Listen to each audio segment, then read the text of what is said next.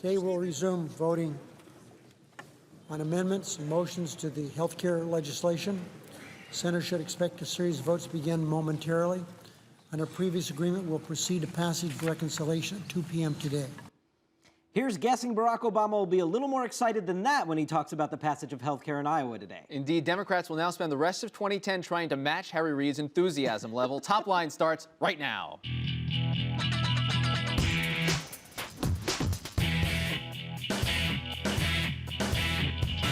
Hello and welcome to ABCNews.com's Top Line. I'm David Chalian. And I'm Rick Klein. Each weekday we're bringing you the very latest political headlines, reporting, insight, analysis, everything you need and want to know about politics. And it's twitter.com/The Note, where we don't promise much, but we'll get back to you faster than a Senate parliamentarian does. Oh man, slamming Fruman. Get us started. Fruman famous, I love it. Big sale. The finish line is in sight on health care, and President Obama is out there selling it. He'll be in Iowa City this afternoon. Of course, Iowa important for his own personal journey, but also important as he begins this campaign to try to talk about what's good about this bill. We've heard so much salesmanship for so long, David. The only difference now is that there's actually a bill in place. So there's something that they can talk about. There's a law that is now law of the land. There's another package that's going to be law very shortly that he gets to be able to talk to and tout. I'm fascinated watching the Democrats in this week after the health care bill became law, because they were playing so much defense for so long, and they clearly made a strategic calculation to push on a massive offensive here. And I think that is working in their favor to some degree. Back to the House. Yes, that is what is going to happen with the legislation. You just heard Harry Reid there. We learned at about 2:45 this morning that some minor provisions of the bill related to the student loan issue that's inside of this health care bill, nothing really related to the structure of the health care legislation, does not fit inside this process of reconciliation. The parliamentarian makes that ruling. Republicans, I guess, get a moral victory here, but barely that. It heads back to the House. Everyone thinks it'll be all over tonight. Yeah, as we know, House votes are not fun on health care, but it's clear that they have the votes. This is for a much more popular package of fixes than anything that was in the Senate bill before, so no indications that there's going to be any serious hiccups here. This could be done by the end of the day today. Well, we may have said that before. More humane. That is how military officials are describing their new policy of enforcing the Don't Ask, Don't Tell ban on gays and lesbians serving openly in the military. And this actually, David, goes quite a bit further than a lot of folks thought the administration would or even thought would be possible in the way that it enforces it. This will make it a lot more difficult to oust from the military openly gay and even openly gay and lesbian service members. This third-party issue of other people telling people in the military, right? Right, and needing to initiate from the top. Generals or admirals would have to be involved. Much higher threshold. And finally, on the air, that's what's happening in that nationally famous Republican battle in Florida between Charlie Crist, the governor, and Marco Rubio, the insurgent, who, of course, is no longer the insurgent. He's now the frontrunner for the Republican nomination for Senate from Florida.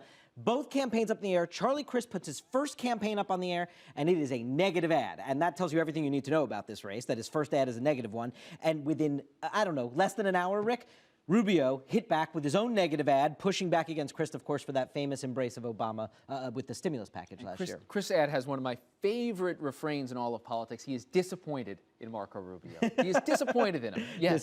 This is all in advance of their first nationally televised debate coming up this Sunday. We are going to begin with the issues that have been dominating up on Capitol Hill. Sandra Levin, the Democrat of Michigan, who has taken over as the powerful chairman of the House and Ways and Means Committee. We always describe that position as powerful, sir. I know you have assumed that post not long ago, and one of the key committees in crafting the health care legislation. So let's begin there for a moment. I want to get your take, Congressman, on what you're seeing in this fallout from the passage of health care. We're seeing some isolated incidents, maybe 10, 12 members of Congress saying some threats coming into their offices. Are you surprised at this blowback that we're seeing? I'm chagrined. Look, we need to have an honest, open, forceful discussion on these issues in this country. But the kind of violence that has been reported is really very, very worrisome. And I hope all of us in this place will join together and say to our constituents and say to all Americans, let's debate vigorously.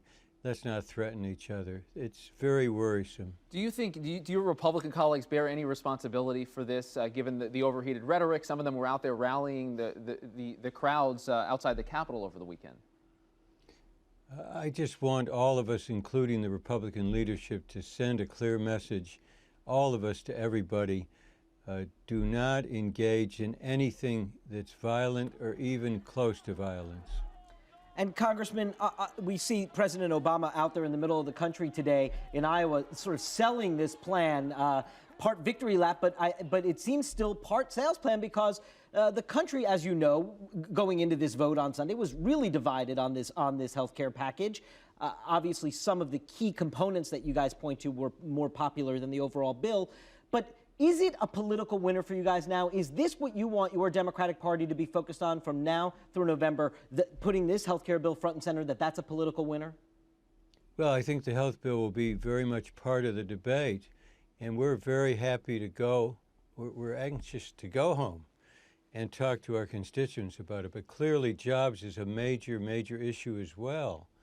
And we have to address the jobs issue. We passed a bill yesterday relating to infrastructure and small business to give them a boost. And all but 4 Republicans voted against the bill. That's disturbing. No, jobs will be very much a central issue. It is where I come from in Michigan, but it is really throughout the country. And by the way, we now have a bill that's in the Senate relating to unemployment compensation. We need to extend it for a month so we don't go home for 2 weeks and people lose their unemployment comp checks. And the Republicans are again stalling on this. That's indefensible, indefensible. So in addition to health, the issue of jobs, the issue of help for people who are looking for work, that's all part of the mix. The housing crisis has been particularly acute in your home state of Michigan. I'm curious, would you like to see extended the first-time home buyer tax credit? Yes, but I also want to make sure that people don't lose their houses, and I'm glad the private sector is beginning to step up to the plate on this. And I know the administration is working hard to try to get more help for people whose homes are under pressure. So we need to do all of those things for time buyers, but also for people who have bought a home who want to keep it. Congressman Levin, I want to ask you about your new position as chairman of Ways and Means. You are interim or temporary to some degree. Do you expect Charlie Rangel ever to resume that job? The matter's before the Ethics Committee, and we'll let the process run. Mr. Rangel wants that to happen, and the sooner they can complete their work, the better. He's made that clear. We don't know exactly where they are because it's a process that is insulated from political pressures.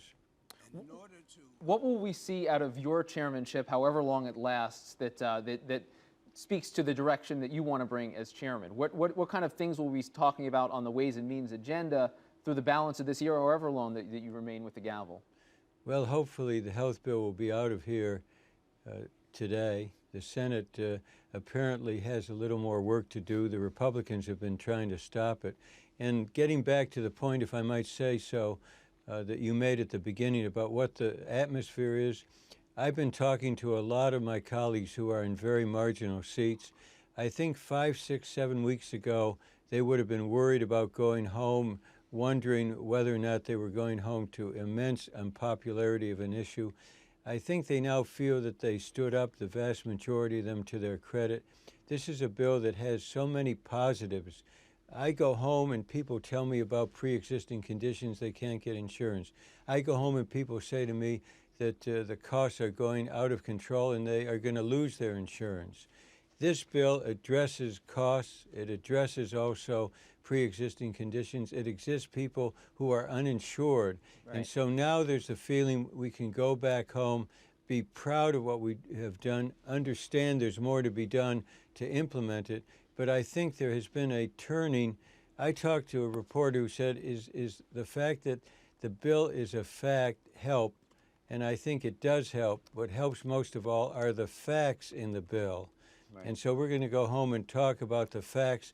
And I think the more we talk about the facts and not some of this overblown rhetoric, the more people will understand this is a positive step. Right. It's in the best traditions of our country. Congressman Sander Levin, Democrat of Michigan, the new chairman of the Ways and Means Committee. Thank you very much for being with us today. Glad to be with you.